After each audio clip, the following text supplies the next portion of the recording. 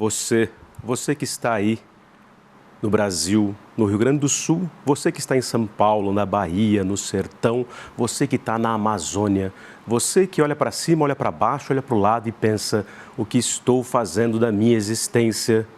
Eu lhes digo em verdade, já está no ar mais um Provocação Histórica. Venha para cá.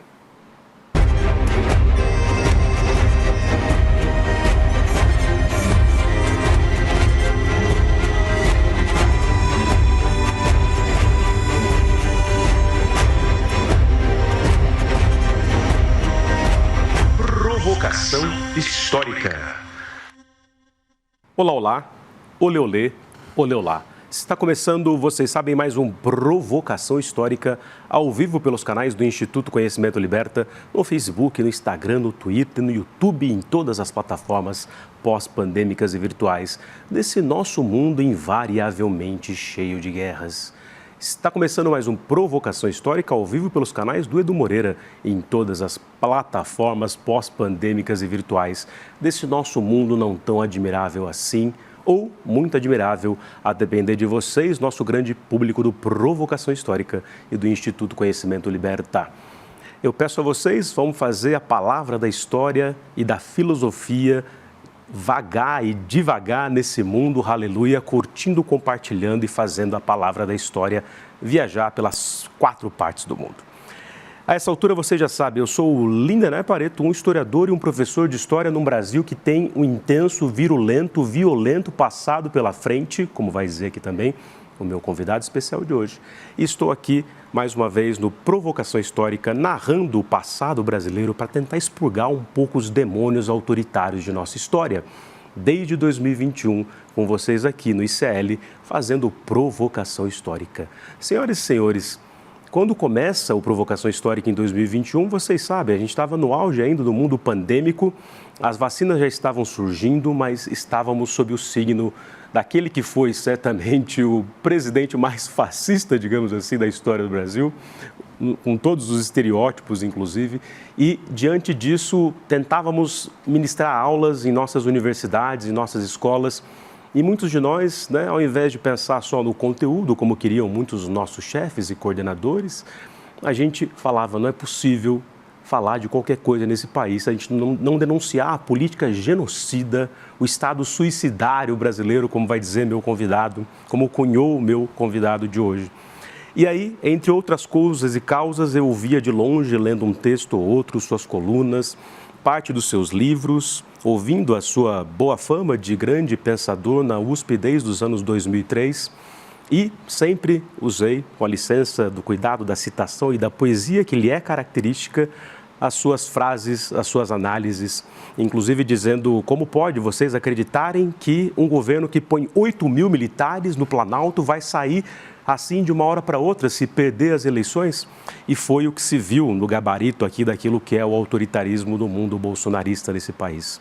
Senhoras e senhores, tudo isso para dizer que desde o começo desse Provocação Histórica, eu sempre quis convidar esse sujeito que às vezes parecia para nós no mundo uspiano um tanto distante do ponto de vista porque já era um grande intelectual, mas ao mesmo tempo sempre foi um sujeito da seara pública, do debate, da disputa, inclusive política, no próprio mundo partidário, ou seja, sempre deu aqui a face para o mundo público para debater, afinal, o que é esse país. Afinal, o que é ética, psicanálise, epistemologia, o que é a vida das ciências humanas no mundo? Por isso eu estou muito feliz e emocionadinho, como dizem os jovens, de receber aqui no palco do Provocação Histórica um dos nossos maiores intelectuais públicos, Vladimir Pinheiro Safatli. Seja muito bem-vindo ao Provocação Histórica, meu querido. Uma alegria te receber, finalmente, né? Claro. Eu estou muito feliz também por estar aqui com você. Voilà. Estávamos aqui nos bastidores, inclusive com o nosso glorioso Fernando Galindão, pensando em muitas questões, né? Teríamos muitos temas e entradas, mas quero desde já frisar aqui para o nosso grande público que estou aqui, ó, com esse livraço, que o Safatli vai falar para a gente do que se trata daqui a pouco, que é O Alfabeto das Colisões, o subtítulo Filosofia Prática em Modo Crônico, que é o seu último livro publicado, o mais recente, né, em 2024, pela editora Ubu. E aí ele vai aqui usar dos estratagemas da história do alfabeto, mas pensando aqui em fragmentos, em inversão de ordens lineares, sendo inspirado aqui por toda a tradição que o seu pensamento remonta, né? Passando pela filosofia iluminista, mas no século XX culminando em Deleuze, Guattari, próprio Adorno e a teoria crítica, enfim, está tudo aqui nesse livro delicioso de ler, inclusive numa outra forma de escrita que ele vai falar para nós. Então está aqui, ó, o alfabeto das colisões. E vamos falar disso e muito mais, mas comecemos com o seguinte, eu falava para você, meu caro Safatli, primeiro eu te agradecer por ter disponibilizado vossa agenda, que eu sei que é de pesquisador, de intelectual, de palestrante, etc., por esse Brasil afora, então muito obrigado por vir aqui no Provocação Histórica. Obrigado. Você já tinha vindo no estúdio do ICL gravar alguma coisa com o Haddad, não foi? Sim, foi uma discussão que a gente teve na época da eleição, quando ele era candidato a governador, eu era candidato a deputado federal. A gente teve um debate em torno do livro que ele tinha lançado, né, do Terceiro Excluído. Né? E aí já conhecia aqui um pouco, mas não conhecia o estúdio maior aqui, né? Eu acho que esse não. Que você participa direto do ICL Notícias, fazendo suas análises, né? Mas sempre online. Sempre online. Como eu te falei, é uma alegria estar de frente com você aqui, então vamos lá. Eu estava aqui, evidentemente, assuntando, como diz um amigo meu violeiro, para pensar aqui um pouco nesse mito das origens, da Gênese, e você é nascido em Santiago do Chile, né? Então, por quê? O que aconteceu com a sua família aqui, que vocês foram para lá e depois tem Pinochet lá, aí vocês correm para cá? Meu pai fez parte da luta armada, né? Ele fez parte da LN, né, do grupo do Marighella, e aí, teve toda a dissolução do grupo, o assassinato do Marighella, e aí ele vai para o Chile, porque o Chile tinha a experiência do Salvador Allende, estava entusiasmado com a ideia de ajudar a construção de alguma coisa como um socialismo democrático. Então, minha mãe também foi, a gente ficou até o golpe. Quando tem um golpe, a gente volta para o Brasil.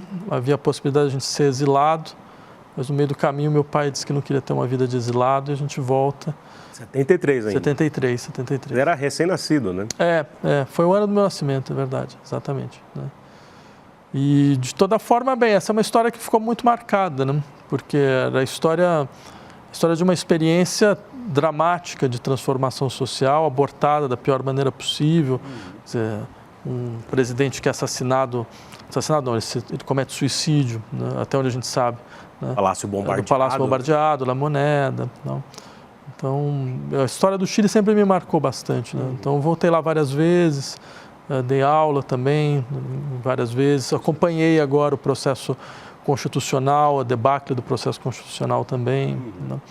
Então tem uma história estreitamente ligada com o Chile, isso é impressionante. É uma das sínteses dessa história do mundo contemporâneo, né? Eu acho que é a história da América Latina, né? A história da tentativa de criar uma espécie de caminho que não fosse uma revolução desarmada, eu diria. Né? Inclusive, eu editei depois os textos, um livro com discursos do Allende, que está numa coleção que eu dirijo, na UBU Explosante. O título é esse, Revolução Desarmada. Né? Porque eu nunca vi isso como uma espécie de programa reformista ou alguma coisa ligada ao populismo de esquerda latino-americano, porque até segunda ordem não tem nenhum programa reformista que estatizou todo o sistema bancário, né? Todos os bancos, que estatizou os setores fundamentais da economia.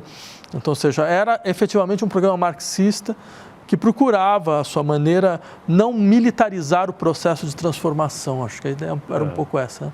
Quer dizer, perceber muito claramente, isso é um pouco o resultado das reflexões que vêm de maio de 68, entre outras coisas, muito claramente que havia uma dinâmica de militarização do processo de transformação revolucionária que era muito ruim posteriormente, né, porque isso impedia efetivamente o aprofundamento da experiência democrática no interior da sociedade. Então eles foram tentando criar uma espécie de institucionalismo insurrecional, digamos assim. Né?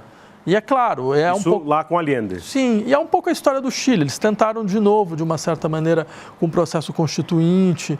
Né? Claro que a gente sabe que é uma dinâmica extremamente complexa, porque não é o caminho que foi tentado até agora. Então, mas acho que há muita coisa a acontecer, por enquanto. Interessantíssimo. E, bom, a gente vai voltar a esses temas todos, até para pensar o próprio Brasil, nossas experiências catastróficas, né? Pensando nessa construção, né? Da ideologia do progresso. Mas aí você cresce em Brasília. quando foi ele que o menino Safatli, filho de um economista, o Fernando Safatli, que foi da luta armada, sua mãe também era das ciências humanas? Sim, minha mãe também era economista. É? Também. E aí você, absolutamente influenciado ali, mas você imaginava que você fosse fazer filosofia? Quer dizer, na verdade, você fez também publicidade e propaganda, né? Que todo mundo tem um passado. Mas interessante para perceber certos processos, né? Digamos assim, era família de imigrantes, né? Então, quando eu falei que ia fazer filosofia, todo mundo levou um susto. Falou, nossa, a gente vai ter que pagar você o resto da vida. Aí eu inventei um outro curso. Para dar aquela... Na verdade, a história ainda é pior. Eu escondi que fiz filosofia. Você ficou um tempão sem falar que estava na graduação em filosofia na USP. Eu menti deliberadamente. Quando eles ficaram sabendo? Graças a Deus que eu não sou kantiano, não tem problema com isso. Senão teria ficado com traumas. Eu havia prometido que não ia prestar filosofia. Então eu prestei aqui do lado, propaganda e marketing, na Escola Superior de Propaganda e Marketing. Né? SPM, né? SPM, exatamente. E aí eu prestei os dois ao mesmo tempo. Né? E eu não falei que tinha passado no outro. Só minha mãe que soube. Porque minha mãe conhece bem os filhos que tem, então ela não confiava, né? Aí ela leu no jornal, quando saiu o nome. Aí quando ela saiu o nome... Exato, eu devo ter sido a única pessoa que levou um tapa quando passou na Universidade de São Paulo. Porque ela me deu um tapa, falou, mas você prometeu que eu não ia fazer. Aí eu falei, não, rigorosa. Mas eu falei, não, mas eu vou fazer os dois. Aí ela não contou. Aí eu fui contar mesmo no final, no último semestre. Né? Caramba, e você levou os dois mesmo? Levei os dois. De manhã e à tarde. Fio a pavio? Era uma disfunção cognitiva absoluta. Eram dois mundos completamente diferentes. Falar para o João César de Castro Rocha, né? Uma dissonância cognitiva. Exato, absoluta. Mas não, fascinante. E, bom, muito bem. Mas aí você, na filosofia, na Universidade de São Paulo, entra numa tradição filosófica já, digamos, não necessariamente uma filosofia brasileira, mas foi orientado ali pelo Bento Prado Júnior, né? Que é esse filósofo brasileiro, ainda pouco conhecido, no fim das contas, pelo grande público, né? Ele é o responsável por eu ter ficado na filosofia. A verdade é essa mesmo. Quando eu termino, então eu ainda tinha uma dúvida do que fazer, de se é para um lado ou se é para o outro, né? Aí pensei em fazer um mestrado, e mesmo com o mestrado, ele era meu professor, eu ainda tinha uma certa oscilação. Eu lembro muito bem como isso mudou. Foi uma aula dele, na verdade. É uma aula onde ele começa a falar sobre o discurso da primeira pessoa em filosofia. As meditações de Descartes, os pensamentos do Pascal, as confissões do Rousseau. E quando ele começa a ler as confissões, ele lê também um outro livro chamado Rousseau, Juiz de Jean-Jacques. E ele se emociona e começa a chorar. E pede para parar a aula, né? E eu levei um susto. Começa a chorar mesmo? Ele escapa uma lágrima e tal, ele fica com a voz embargada, né? E eu levei um susto porque eu nunca tinha imaginado que uma experiência conceitual pudesse ser forte a esse ponto de fazer você abalar nos seus afetos mais profundos, né? E depois foi engraçado como as decisões ocorrem, né? No momento eu não percebi quão forte tinha sido aquilo. E passou um tempo, eu vi que a filosofia foi se tornando uma coisa completamente natural. E eu entendi que tudo tinha começado lá, né? Com ele, né? E de fato, ele era uma figura muito impressionante, principalmente no que diz respeito à maneira como que ele fazia filosofia. Ele simplesmente ignorava fronteiras, né? Ele conseguia mobilizar tradições normalmente díspares, né?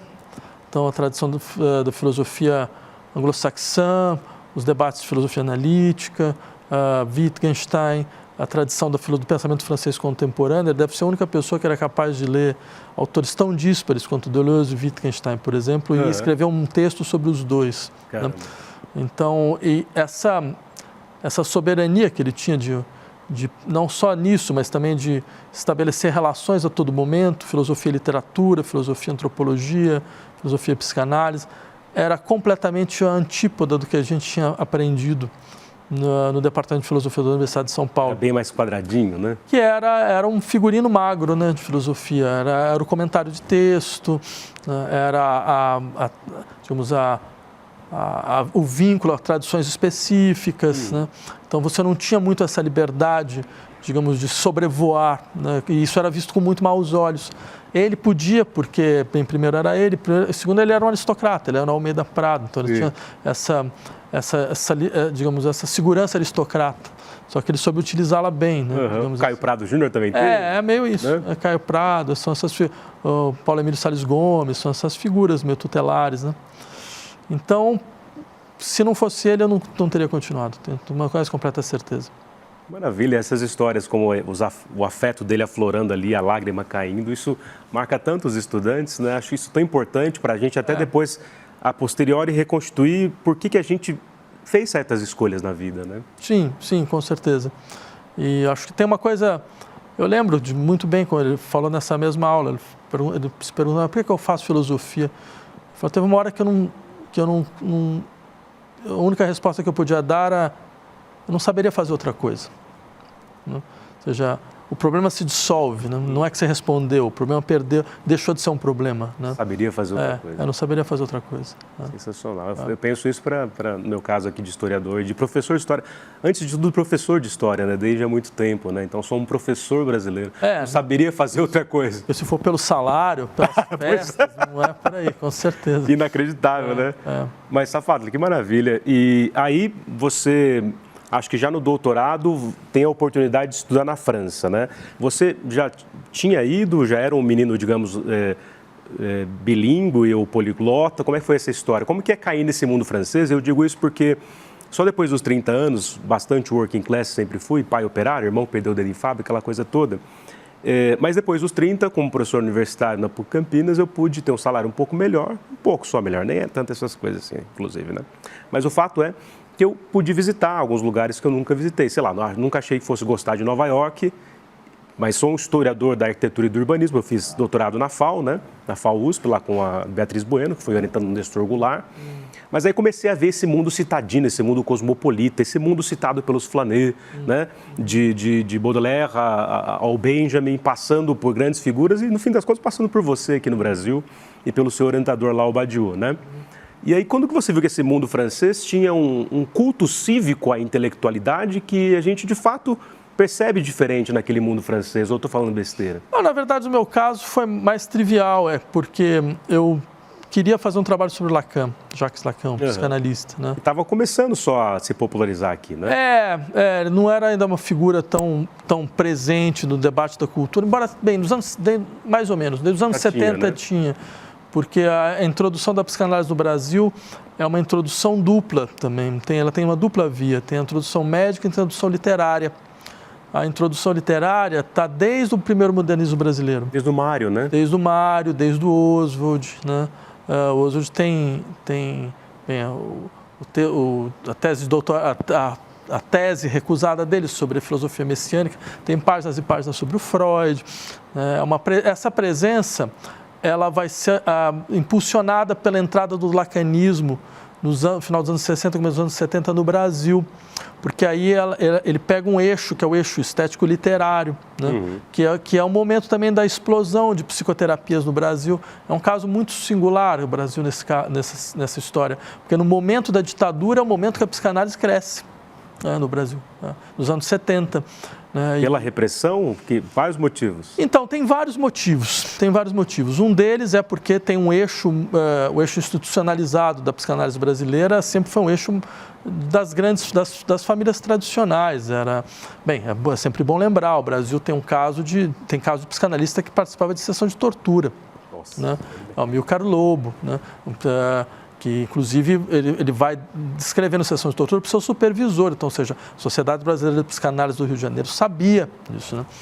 Então, e quando tem uma denúncia, eles tentam expulsar a psicanalista que denunciou, Helena Besser Viana, toda uma história escabrosa, né? Escabrosa, né? Sim, totalmente escabrosa. Retrato do Brasil profundo. É uma prova de que a psicanálise pode sim se associar a experiências autoritárias. Isso não é nem um pouco impossível. A entrada da psicanálise no Brasil tem um pouco isso também. Tem todo o discurso do país que tem uma espécie de déficit de institucionalização, déficit da autoridade paterna, a lei não funciona, ela não foi totalmente internalizada. Então, mas é que tem uma outra vertente, né? A psicanálise é uma cabeça de Janus, é importante entender isso. Então, ela tem também uma vertente popular, digamos assim, uma história popular. No Brasil, você tem figuras que elas são minoritárias, mas são figuras muito fortes. Por exemplo, Hélio Pellegrino é um caso, no final dos anos 60, começo dos anos 70. E o lacanismo, quando entra, ele entra mais nesse eixo. Em São Paulo, por exemplo, ele entra muito pela força dos psicanalistas argentinos exilados também, né? Que tinham experiências políticas fortes. A Argentina tem um momento muito interessante da psicanálise, é o chamado grupo plataforma, né? Esse grupo plataforma tinha uma figura chamada Maria Langer, que é um pessoal que vai fazer psicanálise nas periferias. A Maria Langer vai terminar fazendo psicanálise com sandinistas da Revolução Sandinista, na Nicarágua. Ela vai para a Nicarágua, ela vai para a floresta junto. No meio da Revolução. No meio da Revolução. É uma história muito impressionante mesmo. Então, isso influencia a constituição do lacanismo, né? E aí tem outros desdobramentos, tem outras vertentes psicoterapêuticas, né? Então, você tem uma abertura, eu diria, muito mais... você tem essa história, né? E aí, quando eu resolvi fazer um doutorado sobre Lacan, eu achava que era normal você ir, bem, onde ele tinha desenvolvido sua experiência intelectual, né, para poder não só ter acesso a todo o material, porque na época não tinha internet, né? Você tinha que ir nas bibliotecas, tinha muita coisa que não estava publicada, então você tinha que ir nos arquivos, teve todo um trabalho enorme de arquivos que tinha que ser feito naquele momento, né? Hoje é mais fácil, né? E também tinha o horizonte dos debates, né, que me interessava muito. Então, foi muito essa a razão pela qual eu resolvi fazer um doutorado direto lá. E, de fato, eu fiz com esse professor, Alain Badiou, né, que também... Eu tive a sorte de ter grandes professores como orientadores, né? Isso me ajudou bastante. Era alguém... Grandes mestres, né?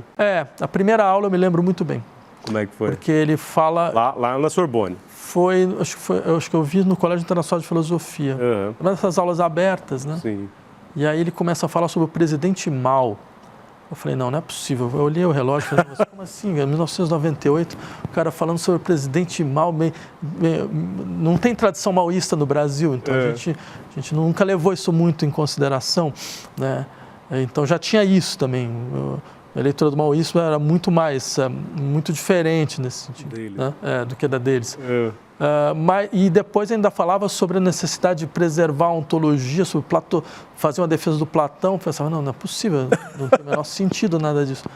Mas aos poucos eu fui admirando exatamente essa característica extemporânea do pensamento. De fazer, bem, numa época que você falava do pensamento pós-metafísico, era alguém que estava tentando recuperar uma espécie de articulação entre ontologia e matemática, havia um certo platonismo. E isso, para mim, foi uma experiência também muito rica, do ponto de vista intelectual. Abriu horizontes impressionantes. Sim. E você sentiu essa França com esse civismo mesmo, desde, sei lá, Zola no Jacuzzi, e que não se vê em outra parte do Ocidente, ou isso é besteira? Não, eu acho que a França tem uma história dupla, tem uma história de um colonialismo violento, brutal, talvez um dos piores possíveis. Argélia. A história da Argélia, exatamente, isso foi no final dos anos 60. As estruturas de racismo institucionalizado são muito fortes, né? Eu lembro de ler nessa época, minha ex-mulher, que era professora de história para ensino médio, para crianças, ela fazia uma pesquisa sobre livros de história. E eu lembro muito bem que ela trazia livros de história que eram utilizados nas escolas francesas à época. E falavam dos benefícios do colonialismo. Isso lá nos anos 90. Sim, nos anos 90, exatamente. Falava, não, tem dois lados. Tem dois lados. Teve um lado ruim, é verdade, e tal, não foi muito simpático, você invadir o território de alguém, submeter, subjugar, né, começar a falar que quem define, então, as regras sou eu. Isso não é realmente muito simpático. Mas, por outro lado, bem, tiveram desenvolvimentos tecnológicos importantes, trouxe o desenvolvimento, todo aquele discurso que a gente conhece muito bem. Isso foi agora. Não sei como está agora, eu imagino que não se fala, mas espero que não. Mas, de toda forma, isso mostra um tipo de processo histórico muito mal elaborado, eu diria, o mínimo que se possa dizer. E tem a história digamos, da França revolucionária, né? Essa história que é a história das derrotas, isso aqui é engraçado. Desde os jacobinos, no meio, exato, né? 1871, depois todos os processos populares, mesmo 68, mas é uma história que, de uma certa forma, é uma parte de uma história mundial de tentativa de elaboração de processos de emancipação social e política. Então, acho que todo mundo... A gente aprende um pouco a preservar essas histórias onde elas estejam, no Haiti, na França, na América Latina, no Peru, nas lutas indígenas aqui, né, entre nós. Eu acho que são histórias de um país só que ainda não se constituiu, né? Eu diria assim. Impressionante. Isso tanto lá quanto cá, você diz. Eu acho, para mim... Porque lá tem essa coisa da imigração, quer dizer, a seleção francesa é africana, né? Quer dizer, são descendentes, tem toda essa questão da tensão na periferia. E como eu disse, tem a história das derrotas, que um pouco é a nossa história também, a história de todos os processos de emancipação popular derrotados, mas, no entanto, essas derrotas nunca são completas, que é um pouco a nossa também, um pouco a história da Revolução do Haiti, das revoltas indígenas do Pacamar. Eu dei um curso uma vez chamado Violência e Insurreição Popular, que eu tentava fazer um pouco essas histórias, recuperar todas essas histórias. Isso lá no Departamento de Filosofia? No Departamento de Filosofia, exatamente. Na época que o Bolsonaro estava no governo. Sim. Porque quando ele estava no governo, todo mundo começou a dar aulas, sei lá, de Boécio, qualquer coisa parecida. Eu falei, não, acho que agora é a hora que a gente tem que realmente, já que eles estão chamando retomar a história das rebeldias. De marxista, então a gente vai dar para eles todos os argumentos para eles partirem para cima da gente. Então eu lembro de dar 2 cursos.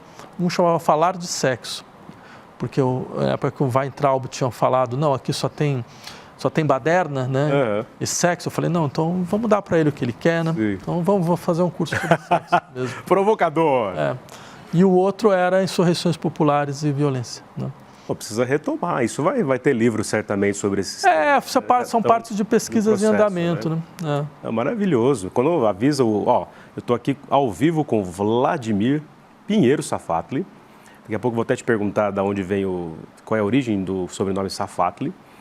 Mas aqui conosco, curtam, compartilhem, professor titular do Departamento de Filosofia da Universidade de São Paulo desde 2003. Tem uma atuação impressionante, não só nos seus textos acadêmicos, pensando ética, pensando filosofia, pensando psicanálise, junto com Christian Dunker também no laboratório de filosofia e psicanálise na Universidade de São Paulo. E sempre teve, né, dialeticamente, organicamente, essa interface pública da luta, da briga, da resistência.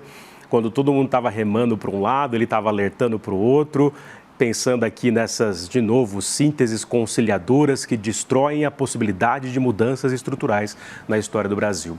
E aí, Vladimir Safatli está aqui hoje para falar de tudo isso. Vamos ao que interessa aqui para pensar o alfabeto das colisões, que trouxe à tona aquilo que você já fala há algum tempo, né? Que o pessoal ficou respondendo, teve várias respostas interessantes e tal. Vamos até pensar aqui em fazer uns debates no Provocação Histórica, com o Safatli, Gessé e companhia. Mas o fato é que não foi agora que apareceu com o livro da UBU, né? O Alfabeto das Colisões. Então, acho que para o nosso grande público, que vai muito além da filosofia, da história, mas que vai de muita gente que está interessada em começar a compreender aspectos básicos, né, da história e da filosofia, mas e da luta, né? Mas o que é a tal da morte da esquerda, no fim das contas? Por que isso chamou tanta atenção?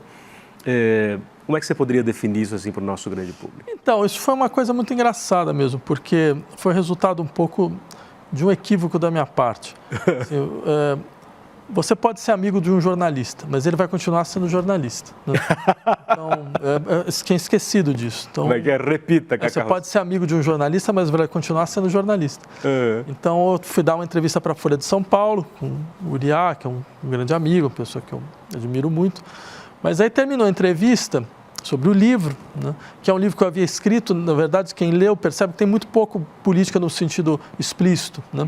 Porque eu queria mesmo fazer algo assim, porque exatamente pela presença meio constante no debate público, sempre ficava muito associado a questões políticas. Então eu falei, não, quero trazer outras questões, quero trabalhar de outra maneira.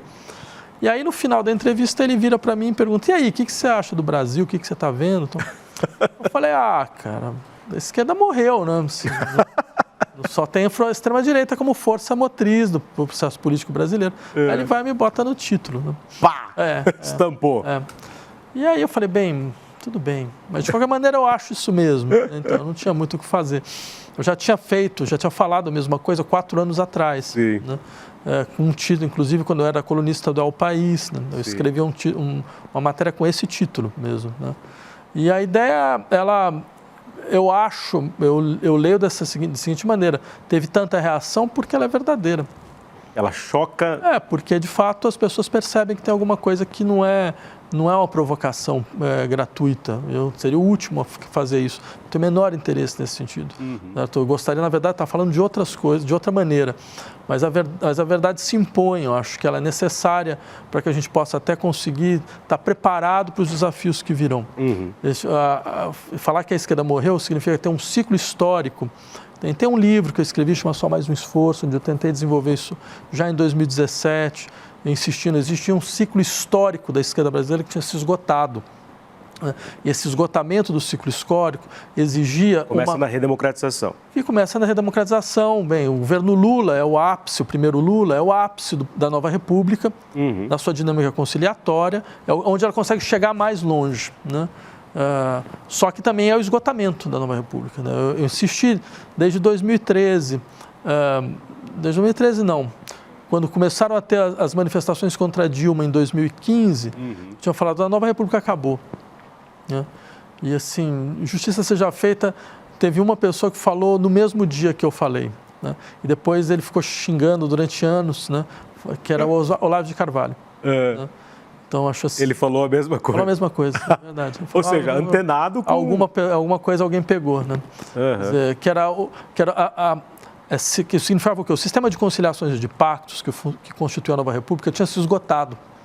E você entrava num processo de constituição de extremos na política brasileira, que não era só na política brasileira, era na política mundial, era a resposta de uma dinâmica mundial, onde, os pactos que tinham sido arrancados à força depois da Segunda Guerra Mundial, que constituíram o horizonte do Estado do bem-estar social, certo? Que era um Estado colonial também, é sempre bom lembrar, né? Então, quer dizer, tem duas vertentes desse processo, mas que vai paulatinamente sendo degradado pela emergência do neoliberalismo como uma espécie de modelo de gestão social cada vez mais ampliado e que com as crises ele vai se consolidando, ele não vai se degradando, ele vai se consolidando. Então era evidente que isso fazia com que boa parte dos setores populares não acreditassem mais nas possibilidades de negociação dos seus interesses no interior da democracia liberal. Então que esses setores iriam para os extremos, só que só tinha um extremo organizado, que era o extremo da extrema-direita, que a gente tinha que ir para um extremo do outro lado, até para conseguir, rebalançar o processo. Cabo de força. Exatamente, tinha uma dinâmica quase física de cabo de força, só que a gente não fez. E era muito evidente que isso estava acontecendo no Brasil também. Então, no Brasil, você tinha um esgotamento de todos os sistemas de promessas que a nova república tinha efetivamente posto. E eu posso dar casos muito concretos. Lembra, em 2012, 2013, a gente era... o Banco Mundial, o Fundo Monetário Internacional, fazia projeções de que o Brasil seria agora, em 2024, agora, né, a quinta economia do mundo. A quinta? A quinta economia do mundo. Você lembra daquela capa da Economist, toda essa história, né? Que era o Cristo Redentor como um foguete. Né? Então, você imagina, lembra um pouco do que era a expectativa. Só que a expectativa produzida, ela é sempre um risco político grave.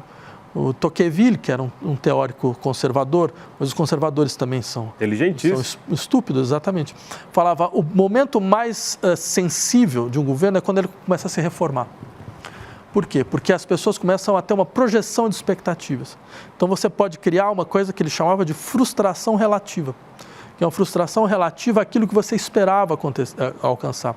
Eu lembro em 2013, o Palácio do Planalto, na época da Dilma, chamou alguns intelectuais para ir discutir com eles. Eu fui lá, lembro muito claramente, e falei algo desse, e eu ouvi eles falando, mas olha tudo que a gente deu, olha tudo que a gente fez, por que essas pessoas estão aí na rua? Eu falava, porque elas não veem pelo retrovisor, elas não ficam fazendo um cálculo sobre onde eu estava e onde eu estou. O cálculo é onde eu esperava estar e onde eu cheguei. Então, havia uma expectativa tal, imagina, era aquela coisa, vai ter Copa do Mundo, a Copa do Mundo vai reformar todas as cidades, vai ter infraestrutura para tudo quanto é lado. Né? Sim. Isso criou uma espécie de compreensão de que o sistema estava paralisado, estava efetivamente travado. Sem contar que você tinha limitações muito evidentes dentro de um processo, que era um processo que não foi um processo de combate à desigualdade. Não foi isso que aconteceu. O que aconteceu foi um processo de capitalização dos pobres. Né? Combate à desigualdade é isso aqui. Quem está embaixo sobe, quem está em cima desce. Quem está em cima tem que descer. Porque se não descer, você faz com que tudo que quem ganhou aqui embaixo volte para baixo. Volte rapidamente. Como foi o caso. Exatamente. Porque o que acontece o que aconteceu aqui em São Paulo e no Rio de Janeiro. Você pega em 2014, 2013, São Paulo e Rio estavam entre as 10 cidades mais caras do mundo. Do mundo. Por quê? Porque quem estava aqui em cima não desceu, continuou subindo. Aconteceu isso aqui, entendeu? Então, esse que continuou subindo vai fazer o quê? Ele inflaciona os preços de imóvel, ele inflaciona os preços de serviço. Por isso que, por exemplo, em 2014, a cidade mais cara do mundo era Luanda. Inacreditável. Luanda, em Angola, capital de Angola. Porque os caras descobriram petróleo, né? E aí você cria uma elite que vai ter padrões de consumo conspícuos enormes, né? E vai inflacionar tudo. Inflaciona tudo. E é isso que estava acontecendo. Então, era óbvio que o modelo ele tinha chegado ao limite. E era importante uma espécie de apreensão autocrítica da esquerda para que a gente conseguisse apresentar outra coisa à sociedade brasileira, o que a gente nunca fez. Nunca fez.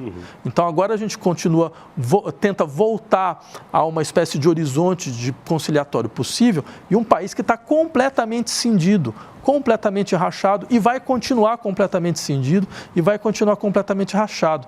Então, ou seja, há uma espécie de defasagem de percepção histórica agora. Por isso que é importante falar, bem, de fato, a esquerda, como horizonte, digamos que sustentado em dois princípios fundamentais, a igualdade radical e a soberania popular, não está mais presente desta forma. Você tem uma constelação de progressismos, que tem sua importância, que tem questões importantes, mas também tem seus limites muito evidentes. Né? Tem limites que ficam cada vez mais claros. Eu lembraria a você, a gente tem uma situação colonial mais típica possível em Gaza. Eu quero saber quantos pensadores pós-coloniais realmente se engajaram nesse processo. Assim, eu realmente desconfio que o pós-colonialismo de certas pessoas termina no Comitê de Diversidade do Magazine Luiza. E isso eu acho intolerável, inaceitável. Estou rindo de nervoso, Sim, né? Mas tem pessoas que fizeram intervenções corajosas, né, que perderam coisas com isso, que tiveram... perderam convites, perderam financiamento, brutal, né? Exatamente, bloqueio brutal. E teve aqueles que parecem que estão muito mais preocupados com estrutura de pronomes do que realmente com 30 mil pessoas sob escombros, numa situação completamente desumana. Sobretudo crianças. Sobretudo crianças. Então, acho que isso mostra alguma coisa também do limite dessas constelações. Né? Mas eu digo isso por quê? Porque, bem, se a gente admitir que o que a esquerda realmente tem para trazer para a sociedade é a ideia de igualdade radical e de soberania popular, veja o que acontece com a ideia de igualdade radical. A igualdade radical se conjuga em 3 eixos fundamentais: no campo dos desejos, no campo da linguagem, no campo do trabalho, que são os eixos fundamentais de organização das nossas formas de vida. Você vê no campo do desejo, sabe, a possibilidade de circulação de sexualidades divergentes de maneira cada vez mais forte, certo? Essa ideia da visibilidade de todos os corpos, algo absolutamente fundamental para a construção de uma igualdade real, inquestionável. No campo das linguagens também, questionamentos sobre matrizes epistêmicas hegemônicas que silenciam outras matrizes epistêmicas, algo muito importante, absolutamente central. No campo do trabalho, nada, absolutamente nada. Entendeu? Quer dizer, você... Ele parece do Chaplin ainda, né? Ele parece do Tempos Modernos. Não, igualdade no trabalho é o seguinte, eu não me submeto mais a hierarquias no campo do trabalho. Eu decido, eu tenho capacidade de decisão, certo? Agora, quantas vezes você ouve falar em autogestão da classe trabalhadora hoje? Nada. Vai ver qual é o que foi a PL dos aplicativos que o governo apresentou. É uma das coisas mais vergonhosas, mais absurdas que você pode imaginar que um governo de esquerda possa ter feito. certo? É algo assim, inacreditável, algo daquela natureza, certo? Ou seja, ao invés de você realmente estabelecer sistemas de defesa para trabalhadores que são, na verdade, precarizados no sentido mais evidente do termo, 6, 8 milhões de pessoas dentro desse capitalismo de plataforma, certo? Você não oferece nenhuma alternativa real, né? Nenhuma alternativa real, e você faz um programa que, no fundo, é o programa que as empresas desse capitalismo de plataforma queriam aplicar, né? Então, eu acho que isso mostra alguma coisa muito evidente. E a todo momento isso acontece, a todo momento isso acontece. Em todos os lugares. Sem contar a desmobilização. Veja, faz alguns dias atrás, na LESP, aqui em São Paulo, foi aprovada a Escola Cívico-Militar em São Paulo. Eu te garanto, houve momentos onde isso teria provocado, certo, uma mobilização que paralisava o processo de votação na LESP. Ia botar para quebrar. Sim, mas não teve um chamado decente, teve 100, 150 pessoas que heroicamente entravam lá na Assembleia, que foram trucidadas pela tropa de choque, exatamente, pela tropa militar do Tarcísio. Mas o fato é que isso mostra a extrema debilidade da esquerda brasileira. O que, inclusive, eu diria, não é só um fato da esquerda brasileira. Isso é o diagnóstico que eu comecei a fazer era um diagnóstico da esquerda brasileira. Depois eu percebi, não é verdade. É um diagnóstico mundial. Mas aí tem vários críticos, que inclusive vêm da tradição, pode ser lulista ou trabalhista, que vai dizer que você, de alguma maneira, culpa a esquerda, por exemplo, na história de um país como o Brasil, que, na verdade, como você bem disse agora há pouco, soma derrotas e derrotas, insurreições que sempre existiram, porque nunca houve, evidentemente, sangue de barata, né? Sempre houve um processo insurrecional, que você também retomou nas suas disciplinas no Departamento de Filosofia da USP. Mas essa esquerda não sempre teve derrotada? Como é que você explica? Por que falam que você culpa a esquerda por uma culpa que, na verdade, é da extrema-direita, que sempre graçou? Ou isso não faz sentido? Sim, porque eu acho que a gente tem uma culpa enorme dentro desse cartório. Eu diria assim, existem derrotas e derrotas. Existem várias maneiras de ser derrotado. Uma dessas maneiras, que é a maneira que muitas vezes aconteceu com a gente vai derrotado, mas a gente não perde a batalha. Você matam o Marighella. Sim, mas né? Você continua como o eixo fundamental de projeção de uma transformação estrutural da sociedade brasileira, com forte capacidade de mobilização, com forte capacidade de pensamento, com forte capacidade de crítica, certo? Alimentando, certo, a expectativa de que quando você assumir, você pode até não conseguir fazer o que você queria, mas você vai lutar. Você vai lutar e vai lutar de verdade. Agora, eu quero que alguém me explique mesmo, certo? De maneira clara, certo? Se isso é verdade, se na verdade a responsabilidade da direita, da extrema-direita do país, certo? Então, como é que um governo de esquerda, que governa durante 13 anos um país, certo, não consegue sequer apresentar no Congresso Nacional uma reles, uma mísera lei de redução da jornada de trabalho, que nunca foi sequer apresentada, você está percebendo? A gente ainda trabalha 44 horas semanais, isso não é uma pauta revolucionária. Isso é pouco para o que trabalha. Isso não é uma pauta revolucionária, isso é uma pauta reformista. Que está lá atrás, no século XIX. Exatamente, né? Tradicional, é uma social-democracia tradicional, né? Ninguém está pedindo um absurdo aqui. Um governo que durante 13 anos não conseguiu estabelecer um processo sequer, né, de legislação sobre imposto de grande fortuna, que é um imposto constitucional. Mas não tem maioria no Congresso. A gente não tem condição de ter maioria. Mas a gente nunca vai ter maioria no Congresso. Nunca vai ter.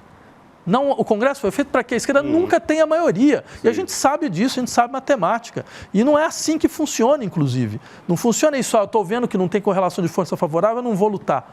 Veja, se fosse assim, não teria luta nenhuma. Eu posso dar 1 milhão de exemplos de situações literalmente similares, o mesmo tipo de situação, certo? O que acontece? Você vai e apresenta o projeto ele é barrado, você apresenta uma segunda vez, você mobiliza a sociedade, você apresenta na terceira, o projeto passa. É a história, por exemplo, da legalização do aborto na Argentina.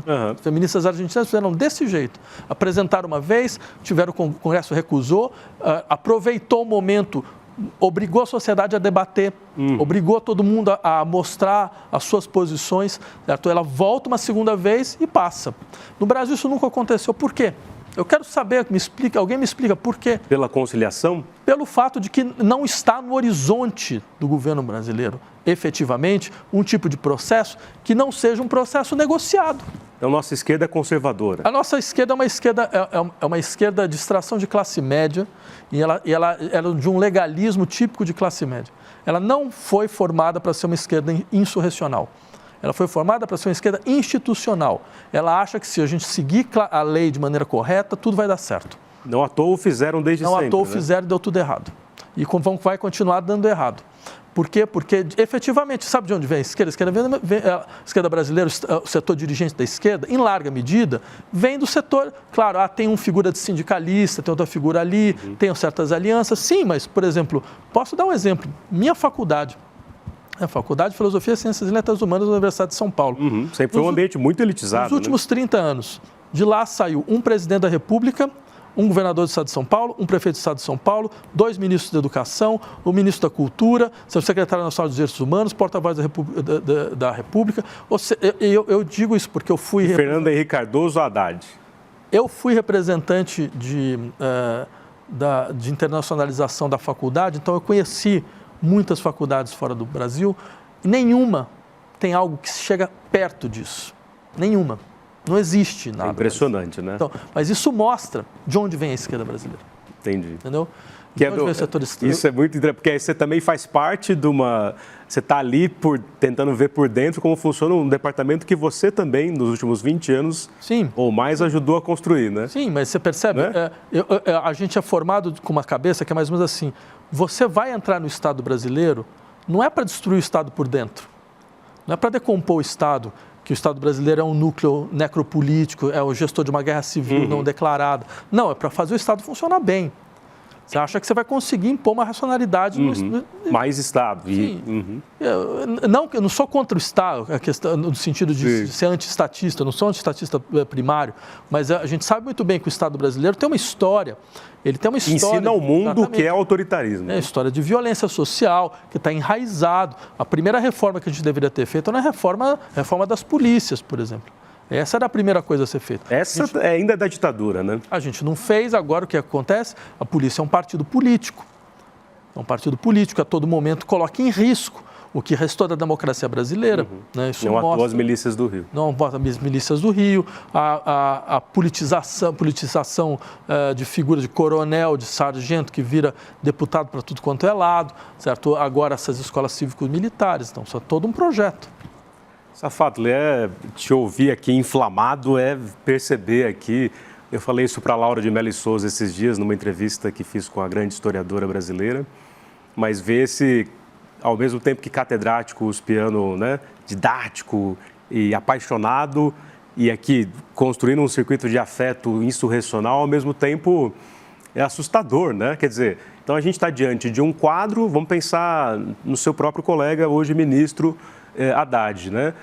Você, Jones Manuel e outras figuras, bom, vocês estão praticando, você já tinha dito isso há muito tempo atrás, quer dizer, esse Estado conciliador às vezes consegue ser mais neoliberal que governos declaradamente neoliberais, isso faz sentido para o que eventualmente está se fazendo agora? Não, primeiro eu nunca personalizaria nada nesse sentido. Porque tem uma estrutura ali. Tem uma estrutura por trás e ela acaba... Eu sou estruturalista. Não à toa, o Lula entrou e a primeira briga foi com o presidente do Banco Central, né? Então eu sou estruturalista no sentido de achar que as estruturas determinam os sujeitos, e muitas vezes a sua revelia. Você pode ter, tem pessoas, eu tenho certeza, dentro do governo, que são pessoas de a mais alta qualidade, né? Capacidade... É até um alívio ter gente assim lá depois de 4 anos de bolsonarismo. Claro. Mas eles estão dentro de uma estrutura que impede qualquer coisa acontecer. E o fato é que os guardiões dessa estrutura são inacreditáveis, porque talvez fosse o caso de entender de uma vez por todas, não há possibilidade de conciliação política nesse país. Certo? A gente foi colocado dentro de uma armadilha, a gente foi colocado dentro de uma ratoeira. Veja, o problema do país não é só que você teve uma ascensão da extrema-direita num dado momento da nossa história, é que essa extrema-direita permaneceu. Se a eleição fosse hoje, os resultados seriam muito parecidos e o risco de ganhar era o mesmo, entendeu? Então, ou seja, isso significa o quê? Você tem efetivamente uma consolidação de uma posição política, inclusive que é imune até a catástrofes. A gente passou por duas catástrofes aqui nesses últimos anos, né? A pandemia. Né? Que foi o Brasil teve... Exatamente. O Brasil tem 3% da população mundial. E responde a 15%. 11 a 15% das mortes. Né? Então, isso mostra, a gente era o caso catastrófico de gestão da pandemia no mundo. O mundo inteiro falava isso. Né? E o que acontece? Bem, aquelas pessoas que estão solidárias à extrema-direita não moveram uma palha. Uma palha. Teve um setor mínimo que começou a achar que aquilo era demais, mas fora isso, o grosso continuou. Né? Agora a gente tem uma catástrofe ecológica, o Brasil perdeu um estado. Perdeu o estado inteiro. O estado do Rio Grande caiu no mar, sumiu, literalmente, sumiu. Isso mostra, quer dizer, o fato de que a gente está numa situação realmente que exigiria uma decretação de um estado de emergência climática. E permanente, enquanto durar o troço. Enquanto durar, exatamente. Quer dizer, enquanto durar o catálogo das coisas. Sim, porque é sempre bom lembrar, o Brasil é a maior fronteira de devastação ecológica do mundo hoje. É uma das maiores do mundo hoje. Né? Pantanal, Amazônia... Bem, a gente teve em 2022 18 árvores sendo queimadas por segundo. Por segundo. 18 árvores por segundo. Por segundo.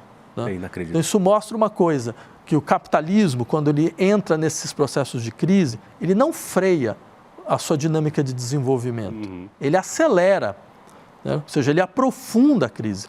Porque, veja, ele tem essa ilusão de que é possível você extrair valor de forma infinita da terra e do trabalho.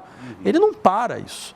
Ele vai. Então, isso significa, entre outras coisas, não dá para gerenciar crises do capitalismo. A esquerda não tem esta função. Não contem conosco para fazer esse gerenciamento. Que ele é impossível, não dá para gerenciar, porque agora você tem um sistema, você não tem a crise, digamos, da dinâmica interna do capital. Você tem outra coisa, você tem crises conexas. É uma coisa que a gente nunca tinha visto antes. Sim. Certo? Que é uma articulação de crise ecológica, crise demográfica, crise social, que é sempre política, crise econômica, crise psíquica e crise epistêmica. Essa junção nunca existiu desta forma. Nunca existiu dessa forma. Né? E mais, a gente sabe, e ela foi prevista. Em larga medida. Então, o que acontece? Estavam apontando há tempos, né? Faz 50 anos que a gente tem relatórios dizendo que ia ter uma crise ecológica em 2020 e 2030.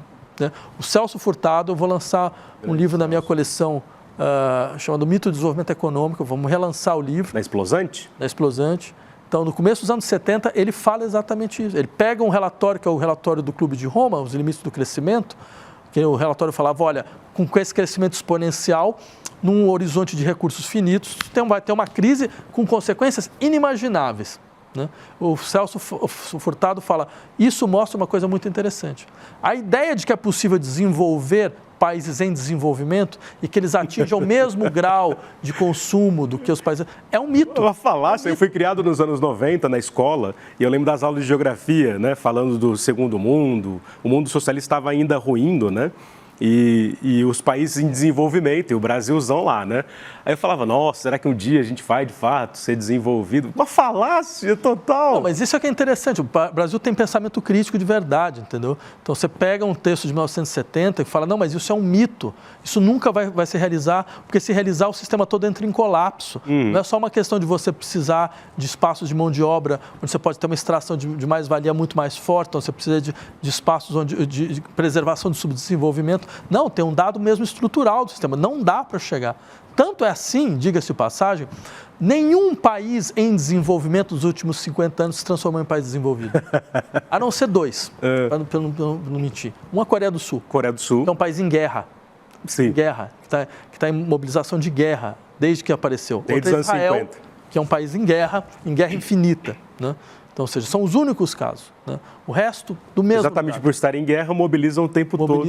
Exatamente. E todos os recursos de quem apoia eles. Exatamente. E são países que estão em guerra, então, são fronteiras fundamentais da geopolítica. Então, você tem aportes bilionários dentro da economia.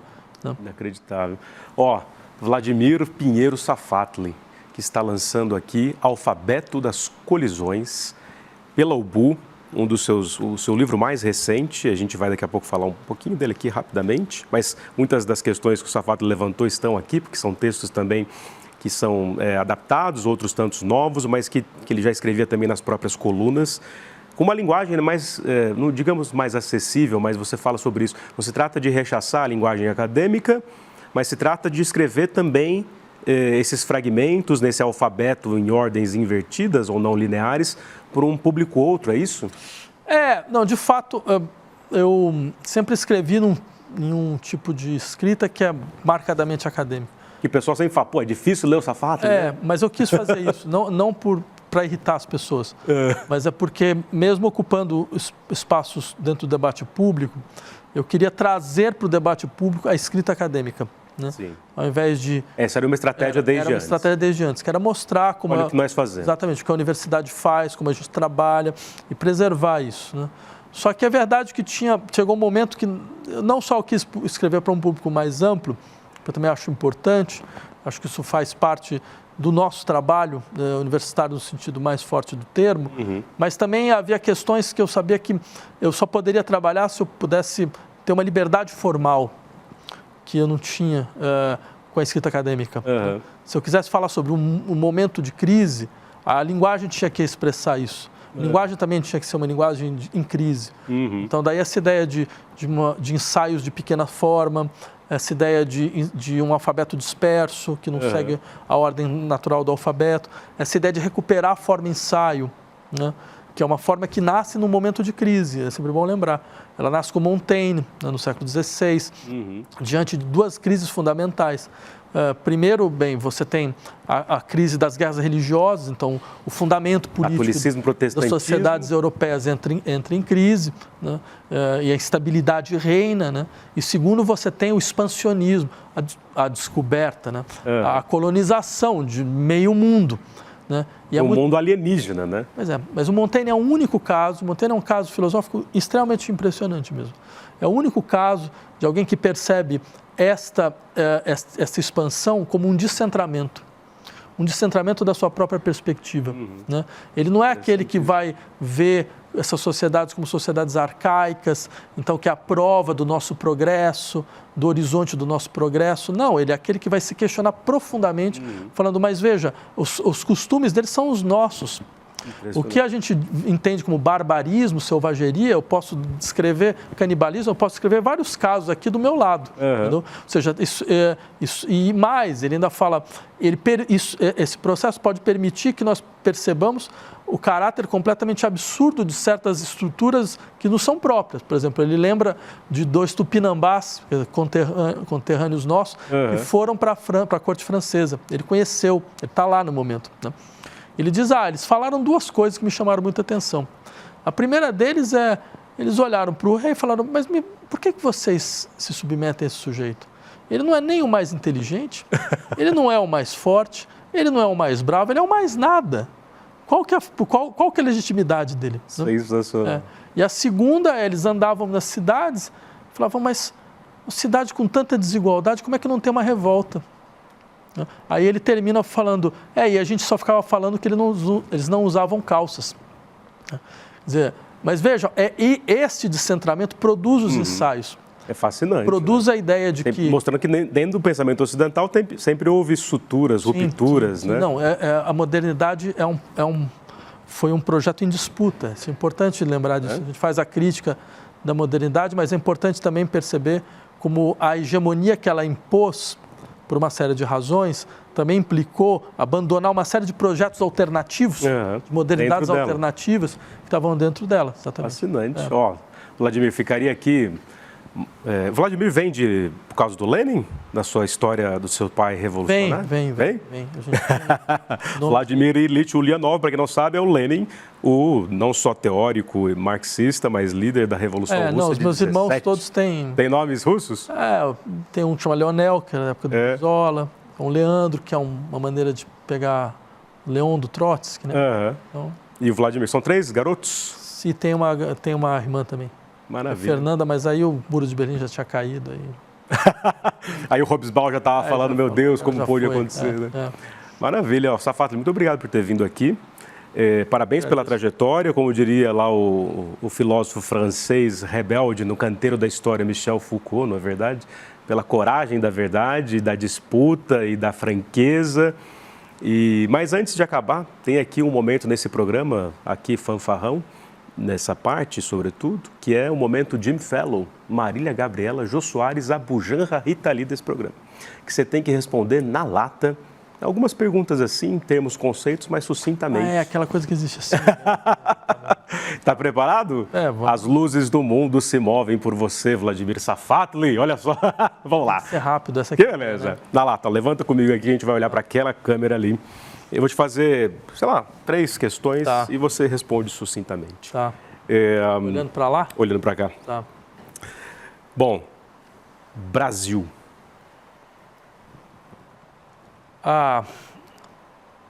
Um espaço de luta.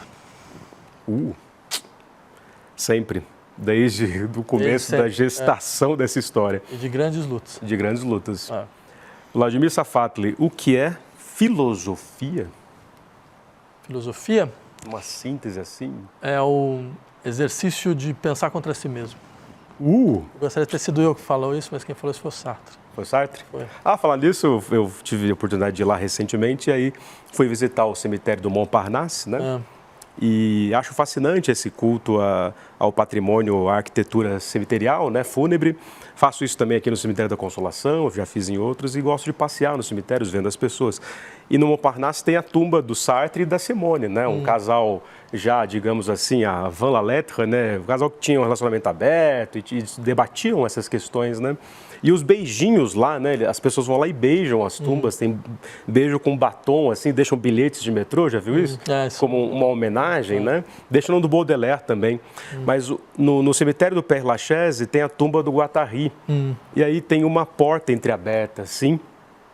É um mármore e é uma porta entreaberta. A escultura da tumba do Guattari.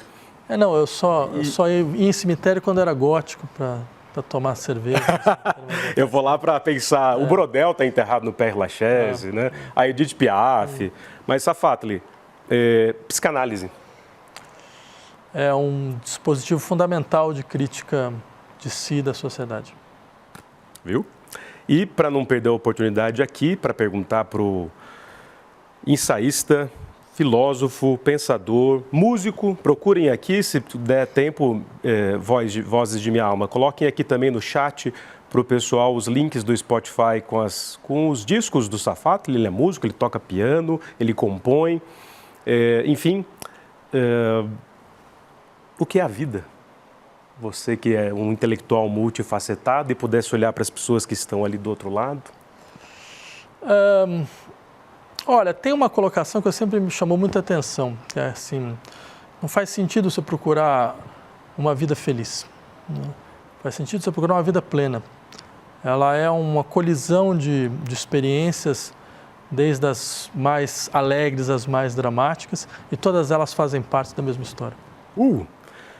Grande público, um beijo no coração de vocês. Produção, muito obrigado. Safatli, despeça-se do seu grande público no Provocação Histórica e no Instituto. Bem, obrigado pela presença de todos vocês, por terem nos seguido até aqui. E obrigado, Lindenberg, por esse espaço. Para mim foi um grande prazer poder participar dessa entrevista. Uma alegria imensa te ouvir sempre, professor Vladimir Safatli. Aqui está de novo o Alfabeto das Colisões. Vou colocar perto aqui para vocês. Leiam, comprem, baixem, mas leiam. São ensaios maravilhosos aqui, até inspirados em Deleuze, né, no alfabeto, que ele fala uma letra e ele vai falando amor, né? E ele falando de aula, eu lembro da aula, assim, vamos acabar, não defenestrem. Ele falando, uma aula nunca está pronta, uma aula você fala alguma coisa, alguém se movimenta, o corpo se movimenta, mas nunca está pronta, né? As pessoas querem uma coesão, às vezes, para a aula, que me irrita, né? Isso é a prova de que não dá para você dar aula online. É verdade. Acho que a pandemia mostrou isso. Mostrou isso. Essa ideia eu adoeci brutalmente. Ninguém aguenta. Né? Assim, ninguém aguenta. Gostei. Um beijo no coração, obrigado, Safatli. Tchau. Uma intervenção da justiça divina direta. Nós vamos influenciar, sim! Se antes o slogan era cristão não se mete em política, agora o slogan passa a ser irmão vota em irmão. Aí qual é a função deles? 3 verbos. Crescei, multiplicai-vos e dominai. Dominar por completo o sentido do que é ser evangélico, do que é ser cristão, no limite do que é ler corretamente a Bíblia, no limite de quem é Jesus. Já pegaram um texto bíblico para dizer que os negros eram inferiores e legitimar a escravização. Já pegaram um texto bíblico para perseguir indígenas. Foi esse tipo de movimento religioso que inclusive matou Jesus. Ainda que ninguém assuma publicamente professar essa teologia de dominação, ela está cheia de arautos por aí. Por um bom tempo nós fomos negligentes, sim, ao ponto de falarmos que não poderiam misturar política com religião. E o mal todo